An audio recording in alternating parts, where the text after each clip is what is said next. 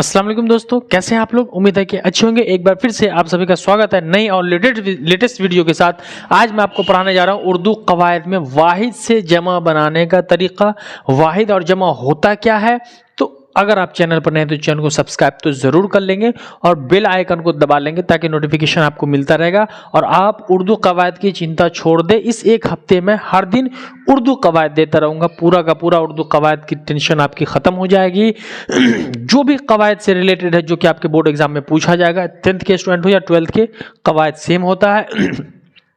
तो पूरी चीजें और मैथ्री भी बहुत जल्द मैं पढ़ाने वाला हूं। आपका हिंदी व्याकरण धीरे धीरे कंप्लीट होता जा रहा है, तो आप निश्चिंत रहें, बस पढ़ें, कमेंट करते रहें कि सर मैंने पढ़ लिया। अगला वीडियो की तलब होगी, मैं जरूर आपको दे दूंगा। आपके कमेंट से हमें इंप्रेशन मिलता है, हमें मोटिवेशन मिलता है। हमारे मोटिवेशन आप हो, इसलिए आप कमेंट करना मत भूलिएगा। चलिए हम पढ़ना शुरू करें। देखिए, उर्दू कवायद में आज हम पढ़ेंगे वाहिद जमा, जो कि आपके एग्जाम में पूछेगा। कम से कम 5-7 वाहिद जमा पूछेगा और आप बना लोगे इस वीडियो के बाद। तो वीडियो को पूरा बने रहे, वीडियो को पूरा जरूर देखें। देखिए, सबसे पहला आपका कह रहा है उफ्क पढ़ेंगे हम। इसको क्या पढ़ेंगे? उफ्क। तो उफ्क अकेला हुआ, वाहिद हुआ। वाहिद का क्या मतलब होता है? एक। वाहिद का मतलब हो गया एक, जमा यानी अनेक। इसी को इंग्लिश में हम सिंगुलर कहते हैं और वाहिद को सिंगुलर कहेंगे और जमा को प्लूरल कहेंगे। क्या कहेंगे? प्लूरल कहेंगे। हिंदी में हम कहते हैं एक वचन और क्या बोलते हैं? बहुवचन।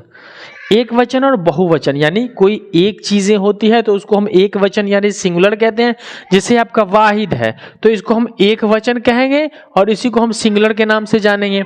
ये जमा है तो बहुवचन और इसी को हम प्लूरल के नाम से जानेंगे। तो तीनों में बनता है। तो उर्दू का हम आपको पहले बता दें कि एक को वाहिद और अनेक को जमा कहते हैं। तो पहला है आपका उफ्क पढ़ेंगे हम। उफ्क की जमा होगी आफाक।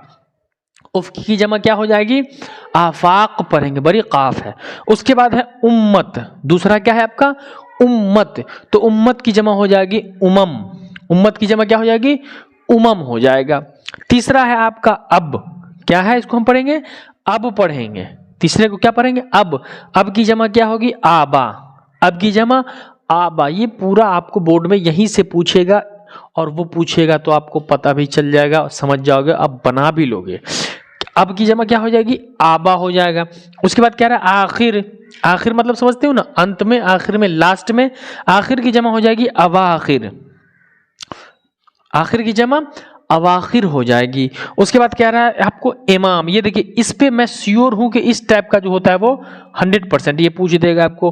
तो इमाम के दो होते हैं। इमाम की जमा एक होगी उमम हो जाएगी, दूसरा आयमा हो जाएगा। आपको दोनों याद रखना है। इमाम की जमा क्या होगी? पहला हो जाएगा उमम और दूसरा क्या हो जाएगा? आयमा हो जाएगा। तीसरा है आपका अदब। क्या है? अदब। अदब यानी तौर तरीका जो होता है बच्चों में, जैसे आप में है। तो अदब की जमा हो जाती है आदाब। अदब की जमा आदाब हो जाता है। अदब से ही आदाब बना, जो कि हिंदू धर्मों में अपने सीनियर को या किसी को जो सैल्यूट करते बोलते हैं आदाब सर। आदाब का क्या तात्पर्य हो जाता है? अदब है यानी आप किसी के साथ अदब से पेश आ रहे हो, उसी को हम आदाब कहते हैं। अगला है आपका रूह। रूह की जमा हो जाएगी आपका अरवाह।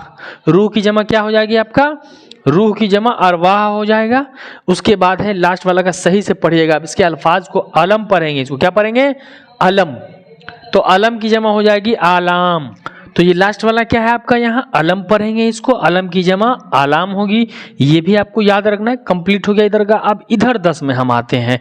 ये मैं कह रहा हूं फिर से कि यही में से पूछेगा, इसी टाइप का पूछेगा। इतना इजी पूछेगा कि आप पूरा बना लोगे। अभी सेंटर परीक्षा में आपको पूछा गया, आप इजी बना लिए होंगे। अगला कह रहा है बिंत। बिंत के माने होती है बेटी, लड़की। तो इसका हो जाएगा बिनात। बिंत की जमा बिनात हो जाएगा। अगला है आपका इल्जाम। क्या है? इल्जाम। किसी पर हम इल्जाम लगा देते हैं तो इल्जाम वाहिद हो गया। इल्जाम की जमा हो जाएगी इल्जामात। इल्जाम की जमा इल्जामात। उसके बाद है साबित। बोले ना, तुम साबित करो कि मैं गुनहगार हूं। साबित की जमा हो जाएगी सवाबित। साबित की जमा सवाबित। उसके बाद है अगला तदबीर, है ना, तदबीर। तो तदबीर की जमा क्या हो जाएगी? तदाबीर। तदबीर की जमा तदाबीर हो जाएगी। अगला आपका कह रहा है तालीम, जो आप हासिल करते हैं, अभी जो आप पढ़ रहे हैं अपनी ज़िंदगी में, एजुकेशन जो आप हासिल कर रहे हैं, तो तालीम उसे ही कहते हैं। तो तालीम की जमा हो जाएगी तालीमात, तालीम की जमा क्या हो जाएगी? तालीमात हो जाएगी। उसके बाद अगला कह रहा है तस्वीर, जरा तस्वीर से तू निकल के सामने आ, यानी फोटो। तस्वीर का मतलब फोटो को जिसे कहते हैं, तो तस्वीर की जमा क्या हो जाएगी? तस्वीर। तस्वीर की जमा क्या हो जाएगी?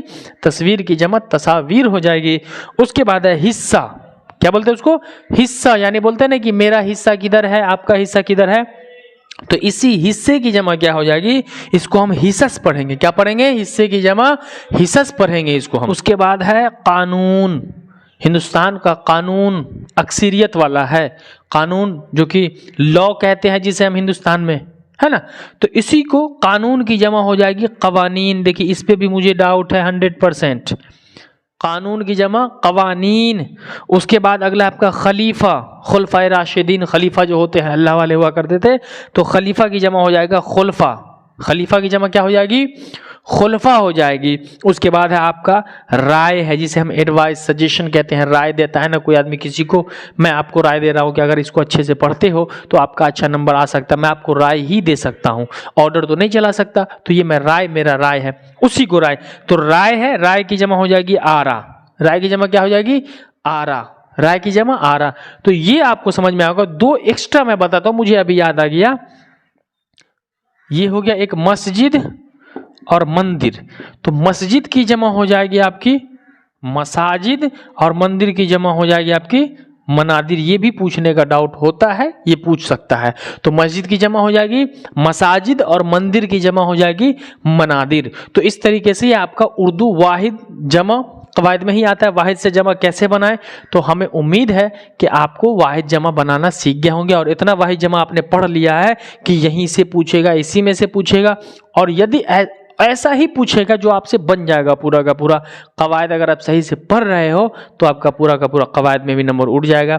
चैप्टर तो आप पढ़ ही रहे हो, चैप्टर से ऑब्जेक्टिव आपका कंप्लीट हो ही रहा है। तो मुझे उम्मीद है कि आपको समझ में आ रहा है, और वीडियो अच्छा लगा हो तो लाइक और सब्सक्राइब ज़रूर कर लें, और वीडियो को ज़्यादा से ज़्यादा अपने दोस्तों तक शेयर करें कि पढ़ लो। उर्दू कवायद बहुत काम की चीज़ है, बहुत कम जगहों पर कोचिंग में पढ़ाया जाता है, मैं जानता हूँ, इसलिए मैं ऑनलाइन आकर के आपको पढ़ा रहा हूँ। तो दीजिए अपने हसन सर को इजाज़त, मिलते हैं हम अगले क्लास में इसी हंसी खुशी और मस्ती के साथ। तब तक के लिए जय हिंद, वंदे मातरम।